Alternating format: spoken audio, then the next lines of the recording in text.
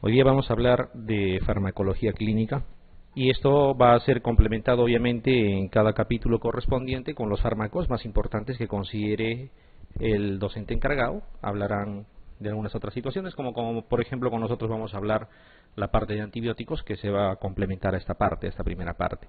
Pero eso es importante que se repase porque son los conceptos, digamos, que se van a aplicar prácticamente a todo lo demás. Entonces, sin mayor preámbulo, empezamos. Hay dos conceptos iniciales que uno debe de conocer y diferenciar sobre todo bien. La mayoría lo conoce, pero a veces confunde términos. Hay que determinar bien qué cosas estudia la farmacocinética y qué parámetros maneja, y lo propio para el caso de farmacodinamia, porque de lo contrario, por muy parecidos que sean, son cosas totalmente diferentes. Bueno, en la primera parte, cuando hablamos de farmacocinética, es muy simple de conjuncionar los conceptos. Como su nombre lo indica, es solamente movimiento del fármaco, nada más. Ya, desde que ingresa al organismo hasta que se va. Eso obviamente hay que darle nombre técnico a cada paso, pero es básicamente movimiento.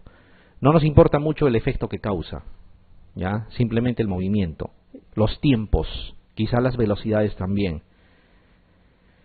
Entonces implicará desde el momento de la administración del fármaco, habrá una liberación del mismo, dependiendo del tipo de preparado que se tenga.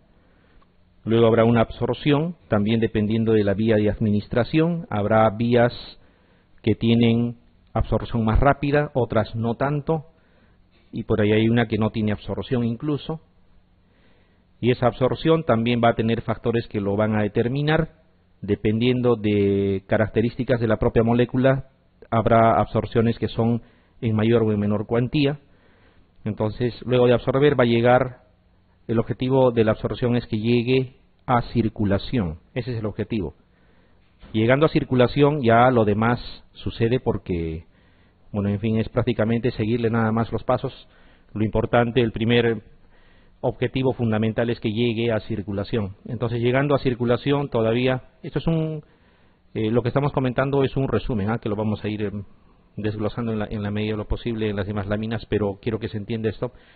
Llegando a circulación, este fármaco va a tener dos fracciones, y eso siempre hay que acordarse. Hay una fracción libre y hay una fracción unida a proteínas. Son diferentes desde el punto de vista de cómo funcionan, ¿ya? Una se va a unir a proteínas y otra fracción va a estar libre. Y los fármacos pueden tener diversos grados de unión a proteínas. Algunas veces se ve fármacos, por ejemplo, que tienen 90% de unión a proteínas, otras es lo contrario, 10%, 20%, dependiendo, ¿ya? Y es la fracción libre, la que no está unida a proteínas, la que en realidad va a cumplir con todo lo que se desea de parte del fármaco. Por eso acá habla de fármaco libre. Va a haber muchos factores que van a alterar, digamos, el funcionamiento del fármaco. Ya iremos viendo. Tiene que ver la cantidad de agua en el organismo, es uno, por ejemplo. Las condiciones metabólicas es otro, y etcétera, etcétera, ¿ya? Cuando ya ha cumplido su objetivo de actuar en el lugar, ya tendrá que eliminarse, pero para eliminarse primero tiene que transformarse. ¿Ya? Se transforma, eso se llama biotransformación, y cuando ya sea biotransformado fácilmente se puede eliminar, la mayoría de las veces por vía renal. Hay otras vías también, dependiendo también por dónde hayan ingresado en cuanto a la vía de administración. Si se dan cuenta, cuando hablamos de farmacocinética es básicamente el movimiento nada más del fármaco. No hemos hablado, por ejemplo, del efecto que tiene. Ya, cuando hablamos ya del efecto terapéutico, la toxicidad, lo mínimo que se requiere para que tenga efecto, etcétera, etcétera, eso es farmacodinamia, ¿ya? O sea, incluido el efecto del fármaco, para bien o para mal, eso es farmacodinamia. Sin considerar el efecto del fármaco, solamente la velocidad, los porcentajes, el tiempo en que va a llegar, cuánto por ciento se va a eliminar, etcétera, etcétera, eso es farmacocinética, simplemente movimiento. Es más o menos como cuando, si se acuerdan de la época preuniversitaria, hablaban en física, cinemática y dinámica, se parecían, en los dos había movimiento. En la cinemática solo era velocidad, aceleración, tiempo, etcétera, y en dinámica hablaban de fuerzas y otras cosas más, algo parecido, más o menos para que se tenga un concepto general. Pero a ver, vayamos. Entonces la farmacocinética conceptualizando, porque eso es importante, ya, bien claro lo dice, estudia el curso temporal. ¿Por qué es temporal? Porque el fármaco jamás se va a quedar por siempre. Ya, el fármaco, así como ingresa, también se elimina. Curso temporal de las concentraciones de los fármacos en el organismo. Solamente nos interesa la dosis y la concentración que se va a alcanzar. Todos estos son los pasos que hemos comentado.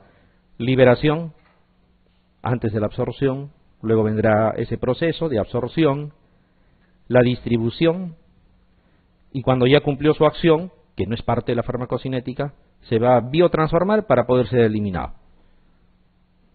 Algunos conceptos, por ejemplo, que pueden crear confusión. La biotransformación, ¿en qué momento se da?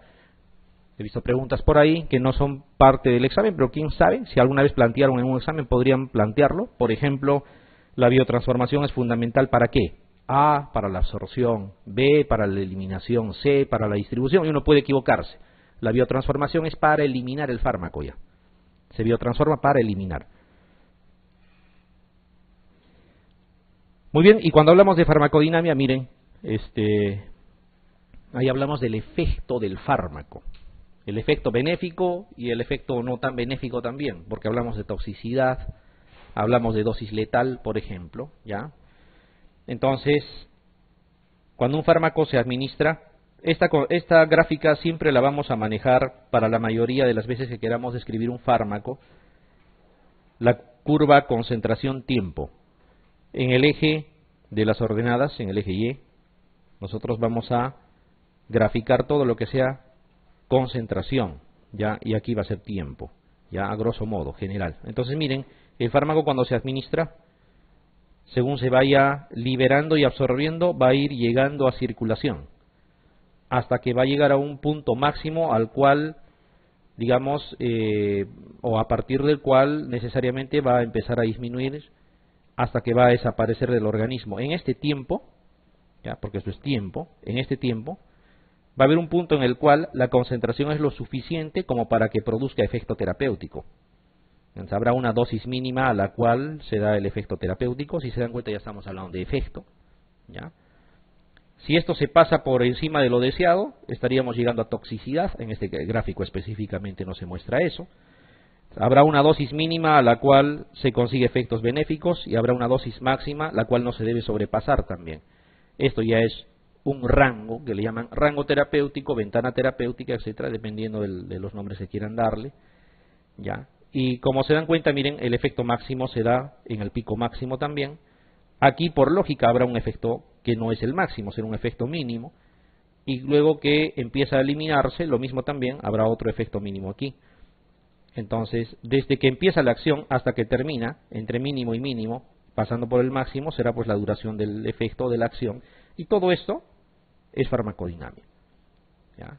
Entonces, si miramos bien, farmacocinética, movimiento nada más, y farmacodinamia, efecto. Esas son las dos palabritas que hay que acordarse, y fácilmente uno puede relacionar, ¿ya? Porque la situación a veces no es tan directa y uno podría confundir. Y le digo podría confundir para que no se sientan mal, yo me he confundido varias veces, por ponerles un ejemplo. A pesar de que uno lee el tema, puede confundirlo, porque no les van a preguntar necesariamente el concepto, les pueden preguntar algún detalle que uno no lo va a ubicar bien si es farmacocinética o farmacodinamia. Entonces vuelvo a repetir, farmacocinética movimiento y farmacodinamia efecto del fármaco. Efecto con todo lo que implica, ¿no? Desde toxicidad incluso. Entonces aquí está la farmacodinamia, estudia los mecanismos de acción de los fármacos y los efectos, todos los efectos obviamente bioquímicos y fisiológicos que estos producen en el organismo. Dosis-efecto, esa es la palabrita clave, efecto. Ejemplos en esta parte del preámbulo, porque hay bastante por conversar hoy día. Dice, uno de los siguientes parámetros es estudiado por la farmacodinamia. Ese es el tipo de pregunta que pueden plantear. ¿Ya? Entonces, no se trata de haber memorizado, sino con calma, con calma. Si dice la farmacodinamia es el efecto, algo que más o menos le sale del efecto del fármaco. Volumen de distribución de los fármacos, mecanismo de absorción de los fármacos, mecanismo de acción de los fármacos, esto sí ya suena mucho más claro, ¿no es cierto? Tiempo de vida media de los fármacos, metabolismo de los fármacos. ¿Cuál elegirían sin necesidad de haber memorizado, sin necesidad de haber, digamos, de utilizar muchos parámetros como bases conceptuales? Solo recordando esa palabrita, farmacodinamia es efecto, mientras que cuando es simplemente movimiento del fármaco o su paso por el organismo, eso es farmacocinética. ¿Qué alternativa van a elegir? ¿Cuál, por lo menos, parece que sí es? No interesa lo demás. La alternativa C, ¿no es cierto? Ya. Una recomendación, cuando están resolviendo preguntas, algo ya les había dicho la vez primera que hemos conversado, no se trata que ustedes, quiero que me entiendan esto, tengan que justificar ante un jurado en forma verbal las 5 alternativas. No es así. Eso es cuando están en el pregrado, eso es cuando les evalúa por otros motivos. En el examen que van a rendir es que acierten con la alternativa, punto, nada más. Lo demás no cuenta. Por lo tanto, una de las cosas que se recomienda es, por muy confusas que fuesen las alternativas, si hay una alternativa que es clara a lo que están preguntando, olvídense de lo demás y marquen eso. No necesitan justificar las demás, ¿ya? Aquí es la alternativa C. Es como que les dijeran, no sé, por ponerles un ejemplo, ya digamos de VIH. A, les piden, digamos, lo correcto o lo incorrecto, ¿no? Ya lo correcto, digamos, y por ejemplo, les ponen A, que digamos el correceptor CXR4 actúa con tal tipo de quimoquinas, no sé. B, algo parecido, etcétera. Hay 4 alternativas que en realidad no tengo ni idea si es verdadero o falso, me están pidiendo lo verdadero. Y me dicen, en una de las alternativas, la acidobudina es un antirretroviral. ¿Es un antirretroviral o no lo es? ¿Para qué necesito saber lo demás? Ya, o sea, a eso voy. Cuando tengan que resolver, traten de siempre intentar recordar de que todo es responder la alternativa correcta. A ver esta, uno de los siguientes constituye un parámetro farmacocinético. Si digo dosis letal, ¿a qué hace referencia? Podríamos pensar. Dosis letal, va a matar. Es un efecto, ¿no es cierto? Por lo tanto, la otra dosis, así sea dosis mínima efectiva, será lo opuesto en cuanto a conceptos, pero más o menos hacen referencia a lo mismo. Cantidad de fármaco para conseguir un determinado efecto. Dosis letal, dosis mínima efectiva. Mecanismo de acción acabamos de observar de que pertenece a la farmacodinamia. Nos quedan 2. Acá dice rango terapéutico y el concepto terapéutico va en función al efecto. En cambio el volumen de distribución es un volumen nada más. ¿Ya? No les dice si va o no tener efecto. ¿Elegirían volumen de distribución o no? ¿Ya? Por ejemplo, en este caso no es una cosa muy clara en cuanto a nombres, pero uno recordando los demás, acá dice dosis y dosis. Cuando 2 alternativas se parecen en una misma pregunta, ninguna puede ser la alternativa correcta. Eso es obvio, porque si yo elijo uno, lo que siempre decimos, el otro tendría derecho a reclamarme. Si elegiste a este que se parece tanto a mí, ¿por qué a mí no me elegiste? Entonces, 2 alternativas que se parecen en extremo, es muy difícil que sean las alternativas correctas. Mecanismo de acción, está clarito, esa acción es efecto. Y el rango terapéutico, bien claro dice, ¿no? Más o menos el concepto, lo mínimo y lo máximo para que se dé el mecanismo de acción. Es el volumen de distribución aquí, en este caso. Muy bien, a ver, vayamos uno por uno de lo que hemos comentado. Empecemos con la parte farmacocinética propiamente dicha. Habíamos dicho, el fármaco empieza a liberarse, viene la absorción, primer paso importante, ¿ya? El concepto es muy simple, es el paso, la transición de un fármaco desde el medio exterior al medio interno, ¿no es cierto? Y miren, y estos son, vamos a decir, o son las características que van a determinar qué tan bien o qué tan mal se puede absorber un fármaco en general. Concentración. Es obvio pensar que si un fármaco se administra a altas concentraciones, la cantidad que se va a absorber va a ser mayor. ¿Ya? Por ejemplo, si yo quiero conseguir 100 miligramos de amoxicilina en sangre, si solo doy exacto 100 miligramos, va a ser diferente a que le diera 3 gramos, por ejemplo.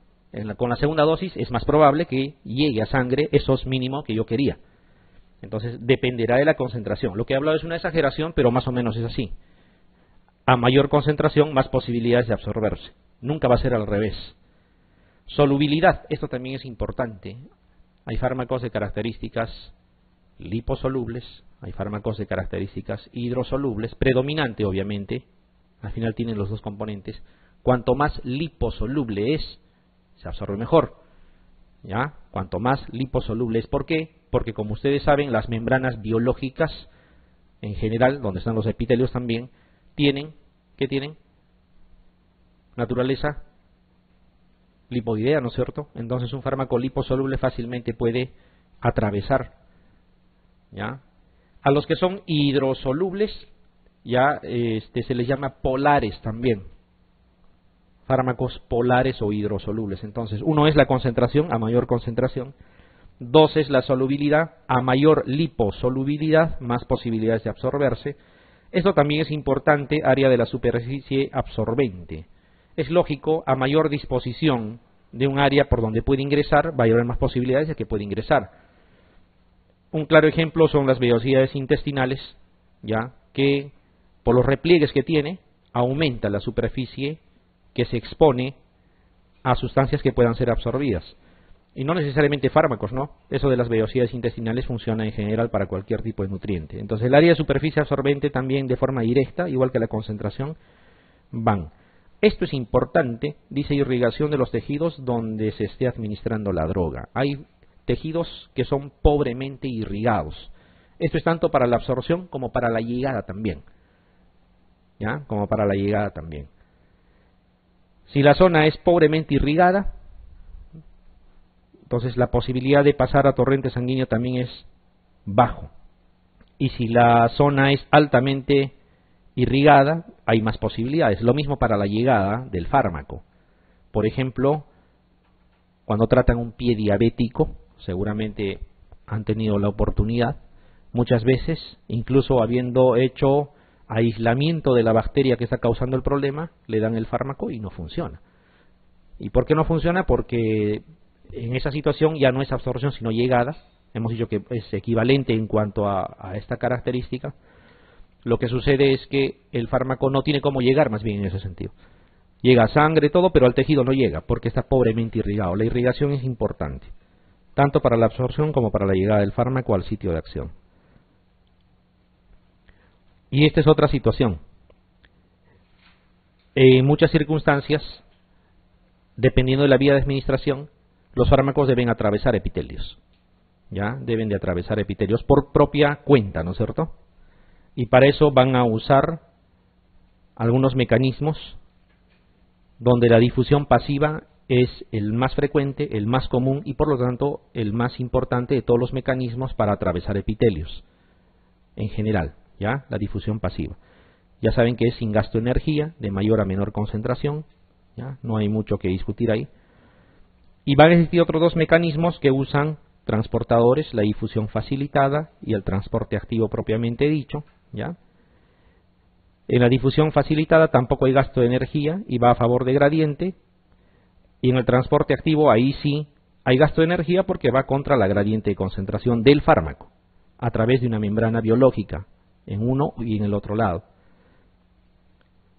Estos mecanismos son los que se usan. Hay más filtración, por ejemplo, pero es escaso, digamos, los fármacos que utilizan esta vía.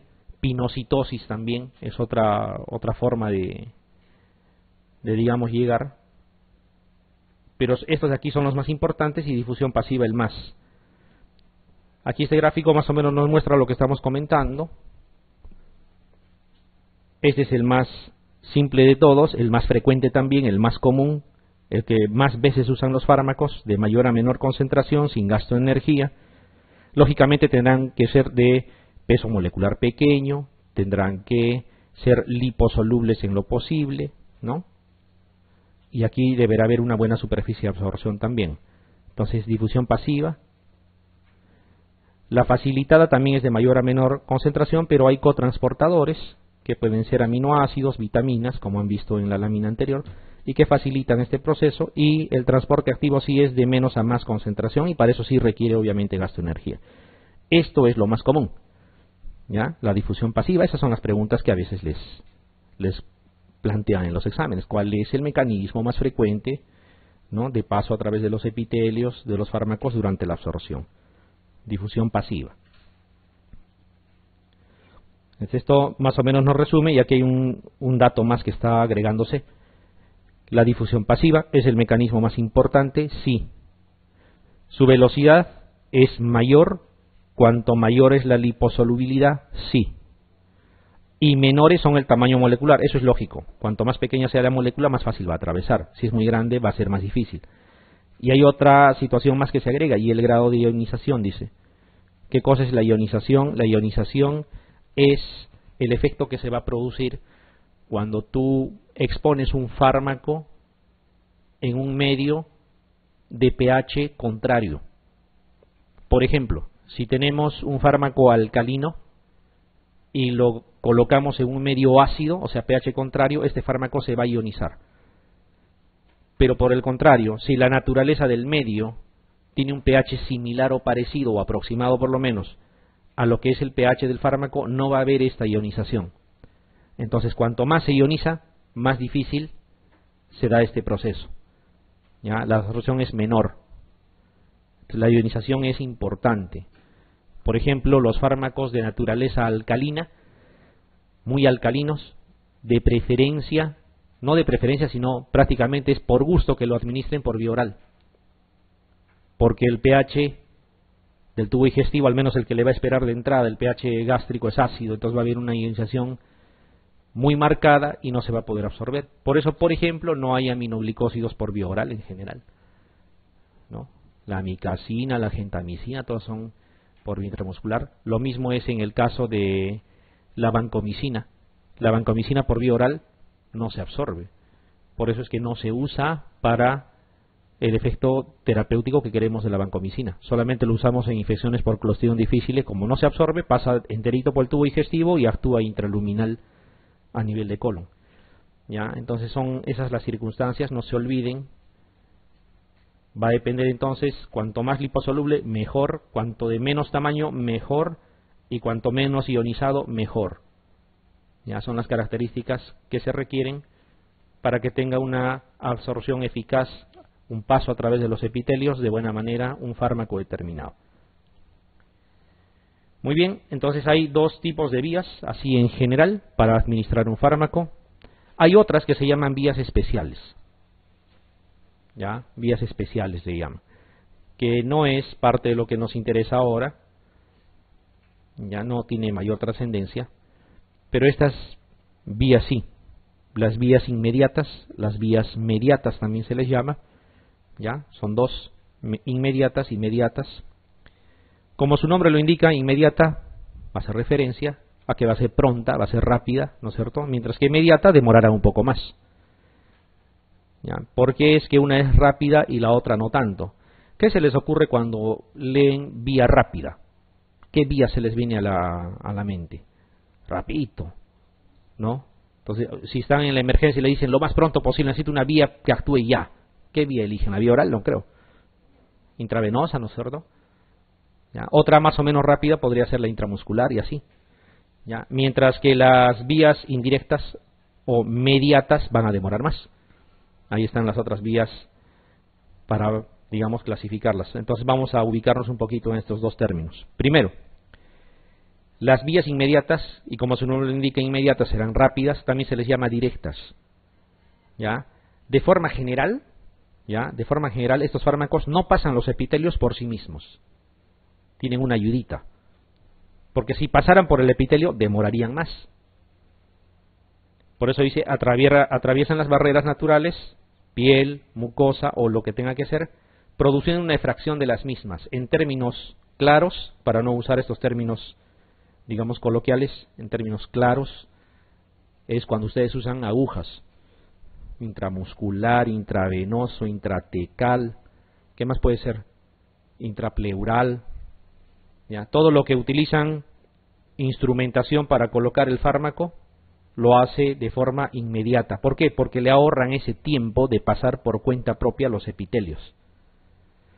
Entonces evitan el paso por sí mismo a través de los epitelios.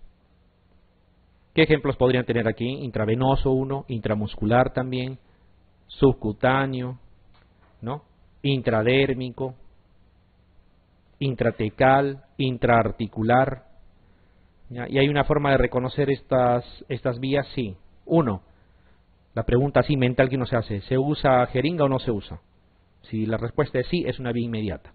Ya es una forma práctica de acordarse. Las otras vías, las vías indirectas, también se llaman mediatas. Se llaman indirectas porque no pasan de frente. Primero tienen que atravesar el epitelio. El medicamento tiene que atravesar la barrera natural por sí mismo, deben atravesar los epitelios por sí mismos. ¿Qué ejemplos tenemos aquí? La vía digestiva, por ejemplo, cuando utilizamos la vía oral, el fármaco tiene que pasar el epitelio digestivo primero, recién ahí se va a absorber. Otro, la vía inhalatoria, ¿no? Utilizan la vía inhalatoria y el fármaco debe atravesar todavía por cuenta propia el epitelio respiratorio. La vía rectal, la vía sublingual, son fármacos, o son vías, perdón, que cuando se administran los fármacos primero deben de vencer por sí mismos los epitelios. ¿Ya?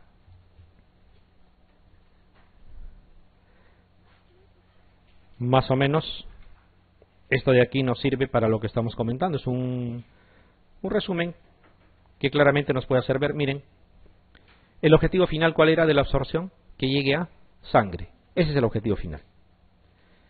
Cuando lo administro por vía intravenosa, ya pues directo llega a sangre, ¿no? Misión cumplida, directo llega a sangre. Vía directa. Cuando lo administramos por vía intramuscular o por vía, claro, por vía intramuscular primero, igual, lo que depositan en los músculos van a pasar a sangre, pero ya no están pasando por epitelios, ¿ya? Porque ustedes con la instrumentación han logrado sortear varios obstáculos y es mucho más rápido también. No tanto como la intravenosa, pero sí es rápida. Esta otra, la subcutánea, lo mismo. Administras el fármaco y ahí se va a absorber. El objetivo final era llegar a circulación. ¿Qué va a pasar cuando utilizamos las vías? Estas serían las vías, a grosso modo, las vías rápidas, ¿no es cierto? O inmediatas también. O directas, si quieren. Estas serían las vías indirectas o mediatas. El mejor ejemplo, la vía digestiva, ¿no? La vía digestiva, acuérdense, es vía oral, vía sublingual y vía rectal. Son tres que están dentro de la vía digestiva, no es exclusivo de la vía oral. Entonces, la vía oral es la más particular en cuanto a características, quizá lo que más se pregunta en los exámenes también. Cuando se administra por vía oral, bueno, el fármaco se va a absorber, ¿no? Se va a absorber en el intestino y, nos guste o no, lo que se absorbe en el intestino pasa por el hígado. Y al pasar por el hígado, pasa por el sistema porta. ¿Ya? Entonces, necesariamente pasa por el sistema porta. Y hay una cosa que tienen que acordarse. El pasaje por el hígado, sea en un sentido o en sentido contrario, basta que pase por el hígado, obliga al fármaco a metabolizarse. O sea, el fármaco no te da paso libre. Ya, está bien, pasa, pero te metabolizo. Por eso es que cuando se administra un fármaco por vía oral y llega al intestino y se absorbe y el objetivo es llegar a sangre, primero debe de pasar por el hígado, porque del intestino la absorción te lleva al sistema porta primero, ¿no? Y de ahí recién pasa a sangre. Pero en este paso por el hígado, ¿qué cosa es lo que ha podido haber aquí? El fármaco necesariamente se ha metabolizado, por lo menos una parte. ¿Por qué? Porque está pasando por el hígado. A eso le llaman primer paso, que seguramente lo han tenido varias veces también, tanto en texto como en preguntas. Ese es el famoso primer paso. O sea, se va a metabolizar una parte por lo menos, hay un metabolismo parcial y va a llegar a sangre. ¿Por qué le llaman primer paso? Porque después que ejerza su acción, el fármaco va a tener que eliminarse y para biotransformarse nuevamente va a pasar por el hígado. Eso ya es un segundo paso, entre comillas, ¿no? Muy bien, esto es con la vía oral. ¿Qué va a pasar con la vía rectal?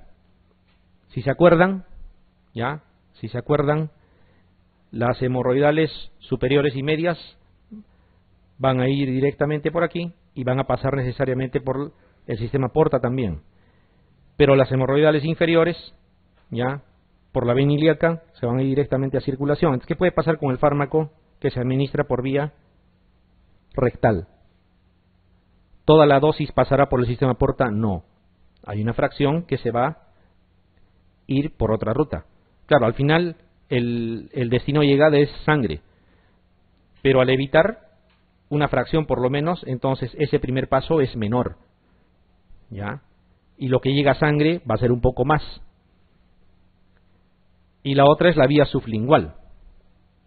La vía sublingual, y ya lo vamos a ver mejor en otra lámina, para nada tiene que ver con el hígado. Esos plexos de la mucosa sublingual, ¿no? Se van a absorber y directamente van a ir a vía sanguínea. Entonces, dentro de la vía digestiva, hay que acordarse de esos tres, tienen características diferentes. Aquí está otro ejemplo, miren, de la vía inhalatoria.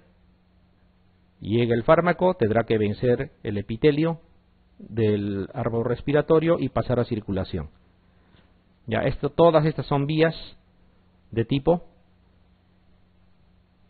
no son directas, son indirectas o mediatas, o sea, demoran. Ya, demoran un poco más. No es que, miren, pero no se entienda el hecho de que demora, por lo tanto se va a morir el paciente. Eso está bien para los familiares, para los usuarios que tienen ese concepto y todo quieren inyectable. ¿No? ¿No les ha pasado eso? Todo quieren en ampolla. Ya, eso es por una desinformación. Por si acaso, no siempre es benéfico lo que se obtenga por vía intravenosa. Vamos a ver cuando hablemos de la parte farmacodinámica. El efecto también es corto. Así como es pronto, rapidito empieza a metabolizarse porque ya está en sangre. En cambio, por otras vías, el efecto es más duradero. Muy bien, entonces, las vías mediatas porque demoran, comparado con las otras, ¿no es cierto? El fármaco atraviesa los epitelios por sí mismo, ahí está, resumido lo que habíamos comentado. La vía digestiva, que tiene tres componentes, cualquiera de ellos es parte de la vía digestiva, la vía oral, la que más usamos, la más fisiológica, ¿ya? La vía más fisiológica es la vía oral, la que menos efectos indeseados puede tener es la vía oral. La vía con mayor o con potencial mayor de efectos indeseados es la vía intravenosa. Cuando se produce anafilaxia, la mayoría de las veces es por vía intravenosa. Es difícil que efectos importantes se den por vía oral. Ahí está la vía sublingual y rectal. Los tres son componentes de lo que llamamos vía digestiva. ¿Ya? Cualquiera de estas tres vías es parte de la vía digestiva. La vía respiratoria que lo habíamos comentado, y aquí está la vía percutánea o transdérmica. Esos son los parches. ¿Ya? Los parches. Vía percutánea o transdérmica. No confundan con la intradérmica, que eso es otra cosa. La intradérmica es con aguja. ¿Ya? Este es transdérmica, parches nada más. ¿Ya? Percutánea también le llaman. Y estas son las inmediatas o directas, o rápidas si quieren. Ya no atraviesan los epitelios por su cuenta, los fármacos, sino les damos una manito con el instrumental. Y como habíamos comentado, hay forma de reconocer. Uno, preguntarnos, ¿se usa aguja para esto? Sí se usa, por lo tanto es una vía inmediata. Otra forma, si se dan cuenta, miren, todos tienen ese prefijo, o casi todos, miren, intra, ¿no? Intradérmica, intramuscular, intravascular, intraperitoneal, intrapleural, intraarticular, intratecal, intravenosa, intraarterial, todas tienen el prefijo intra. Es una forma también fácil de poder ubicarnos. Solo la excepción sería subcutáneo.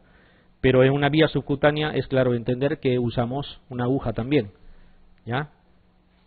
No se vayan a confundir. Muy bien. A ver. Dice, la administración de uno de los siguientes fármacos es a través de una vía indirecta. Esos son los tipos de preguntas que uno tendría que resolver. Entonces, con calma. Indirecta. Demoraba un poco más, ¿sí? Serán fármacos que van a atravesar por epitelios. Acá nos habla, olvídense que sea adrenalina, puede ser cualquier otra cosa. Dice subcutánea.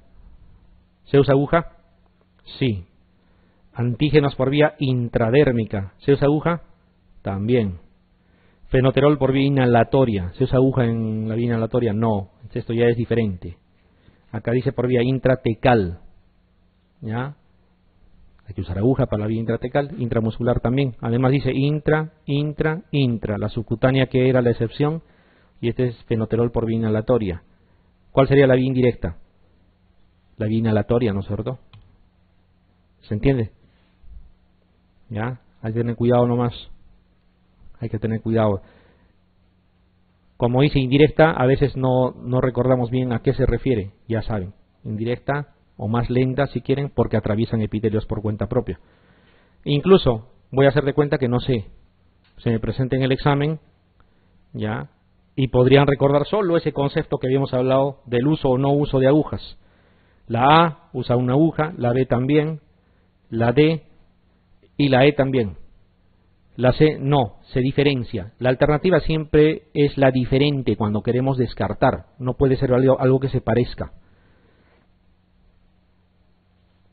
Vamos a esto. Los fármacos administrados por una de las siguientes vías de administración no atraviesan epitelios. Parece también una pregunta muy específica, ¿no? Como que hubieran tenido que leer bien cada vía para ver qué epitelios y otras cosas más, pero no hace referencia a eso. Dice no atraviesan epitelios. Para no atravesar epitelios hay que darle una manito, ¿no? ¿Cuál es? La intramuscular, así es. Que es lo mismo a que les hubieran preguntado una vía directa. Es lo mismo. ¿Ya? La vía intramuscular.